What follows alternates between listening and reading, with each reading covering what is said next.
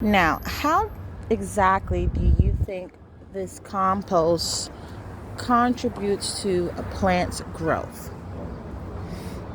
Well, soil biology is a very little studied and mysterious thing, but the the compost is filled with bacteria and all these other microorganisms like the flagellates and the ciliates and the microarthropods, and eventually on a higher level you have earthworms.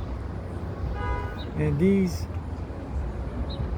microorganisms and bacteria basically get fed by the plant because the plants can use the photosynthesis to create sugar, simple carbohydrates, which they then use to feed the bacteria, because the bacteria needs sugar. For them it's like fuel.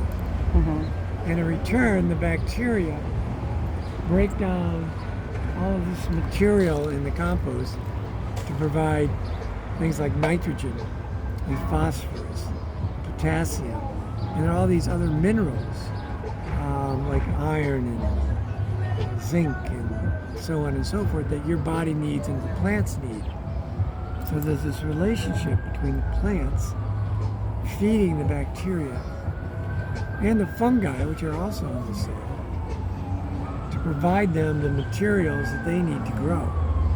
And without the bacteria, it's hard for the plants to uptake these fertilizers, these potassium, nitrogen, phosphorus, that they need to grow. So there's this kind of like happy family down there. So when you don't have the bacteria and you don't have the compost, the plants, even though you put a lot of fertilizer in, like chemical fertilizer, like Miracle-Gro, the plants don't have the ability to take it up unless they have bacteria in the soil to help break it down and make it available to them. So it's important to have compost in the soil to make the plants healthy. Right. And it would be better to have a natural option than something this is all chemical. food scraps from our neighborhood. People bring in, and we have drop-offs here 3 days a week.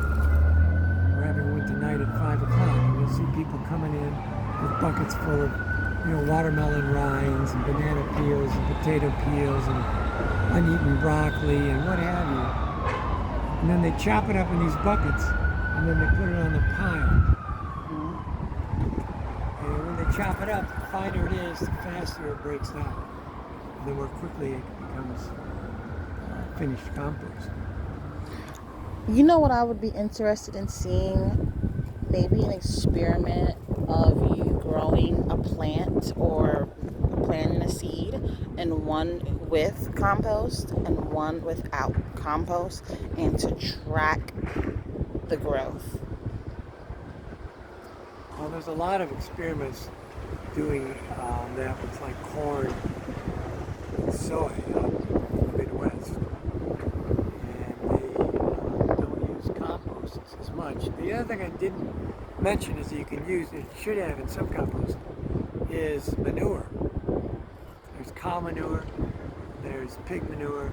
In our case, we have chicken manure because we have chickens. And the chicken manure has got the most nitrogen in it than any of the manures. And nitrogen is what you need to feed the bacteria, and that then eat up the food scraps. So nitrogen is very important. You just don't want to put too much in because it will then burn, actually kill the bacteria. So it's important to have nitrogen. And farmers often have access to cow manure. So they put that on their fields. And then they do what they call no-till farming.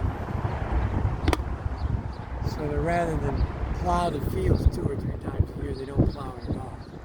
They just let the crops fall over and rot in the fields. And then they add cow manure.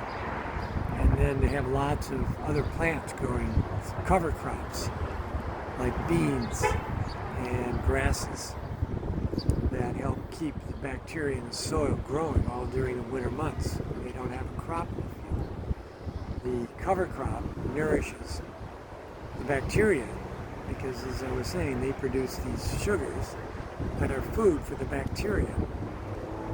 So it keeps the soil nice and healthy during the winter.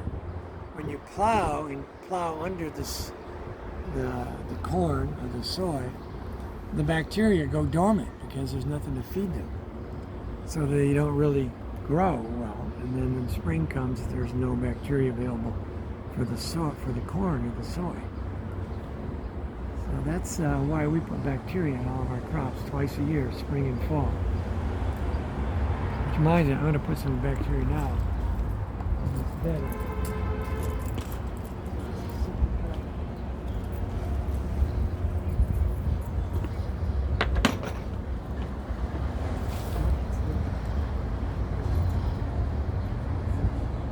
So what are you doing now? I was going to put some compost